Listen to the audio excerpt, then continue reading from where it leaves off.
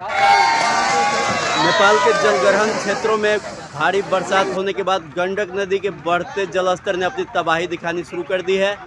और यह बैकग्राउंड आपको याद होगा, यहाँ से कल भी मैंने यहाँ की स्थिति को अपडेट किया था, लेकिन आज यहाँ परिस्थिति बिल्कुल बदल चुकी है। जो कल का दृश्य अगर देखा जाए तो यहाँ दर्जनों की संख्या में पेड़ होते थे, विशालकाय मोटे मोटे पेड़ हुआ करते थे, जिसे इस गंडक ने लील लिया। और जो कटाव यहाँ पे चल रहा है वह उस हिसाब से देखा जाए तो अभी लगभग कल से आज तक देखते देखते 20 फीट की दूरी में फिर से कटाव बढ़ गया है। यहाँ तस्वीरों में देख सकते हैं कटाव स्तर पर बचाव कार्य भी युद्ध स्तर पर जारी है। सभी पदाधिकारी यहाँ कैंप किए हुए हैं। यही YPL संयोजक एवं तरैया विधानसभा से पूर्व प्रत्याशी रह चुके युवराज सुधीर सिंह भी यहाँ की स्थिति देखने पहुँचे हैं। उनसे भी बातें करेंगे और यहाँ के स्थानीय लोगों से बातें करेंगे कि स्थिति क्या है। लेकिन इस दृश्य में आप साफ देख सकते हैं कि इसी जगह पर खड़ा होकर मैं कल का वीडियो किया था और आज के वीडियो में साफ देखा जा सकता है कि मंजर बिल्कुल बदल गया है।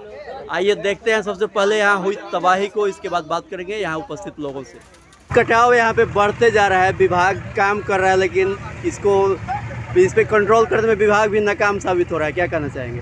मैं उसी चीज़ को देखने आया था। हर वर्ष की तरह इस बार भी कटाव के लिए यानी लग रहा है जिस तरह विभाग हर बार पैसा करोड़ों रुपया आता है, आखिर विभाग कैसा काम करता है कि करोड़ों रुपये का गबन हो जाता है और यहाँ पर जो लोग हैं उसका फसल चला जाता है, पेड़ पौधे चले जाते हैं, लोग गरीबी रोड पे आ जाती है। तो मैं उसी चीज़ को मैं सरकार से बस यही कहूँगा कि कम से कम उच्च स्तरीय जाँच कमेटी बनाकर और कम से कम देखना चाहिए कि वह पैसा कहाँ जाता है। मुझे लगता है कि अफसरों के और नेताओं के पैकेट में चला जाता है। पिछले वर्ष ही कई 100 करोड़ की लागत से यहाँ बचाव कार्य किए गए थे, कटाव रोधी कार्य किए गए थे, लेकिन यहाँ ग्रामीणों का कहना है कि यहाँ पे कोई काम नहीं होता और देखते ही देखते लगभग 70 फीट से ऊपर कटाव हो गया यहाँ पे। फ्लड का काम जो होता है, मुझे नहीं लगता है कि जो ग्रामीण कह रहे हैं उसमें 100% सच्चाई है। ग्रामीणों के साथ में हूँ, अगर काम होता तो ऐसी स्थिति नहीं आती। आप पीछे देखिए कि 50 एकड़ ज़मीन इस नदी के बहाव में चली जाती है, लाखों लोग का फसल बर्बाद हो जाता है।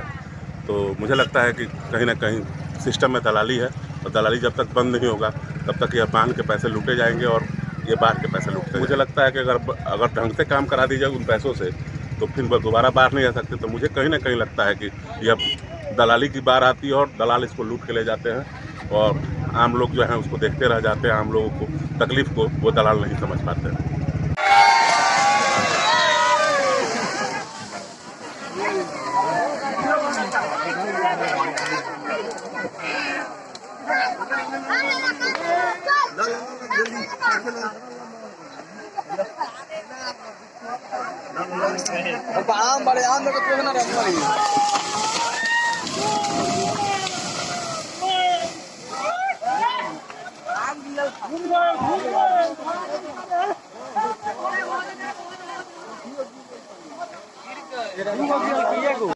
यहाँ तस्वीरों में स्पष्ट देखा जा सकता है कि जल संसाधन विभाग की तरफ से देर से ही सही लेकिन काम यहाँ शुरू कर दिया गया है।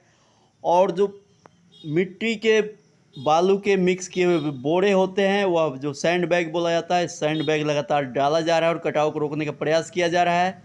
यहाँ इन मिट्टी को बैगों को एक जाली नुमा मतलब रस्सी की जाली बना करके उसमें बना करके इकट्ठा किया जाता है, फिर इसे किनारे पर रख करके कटाव को रोकने का प्रयास किया जा रहा है।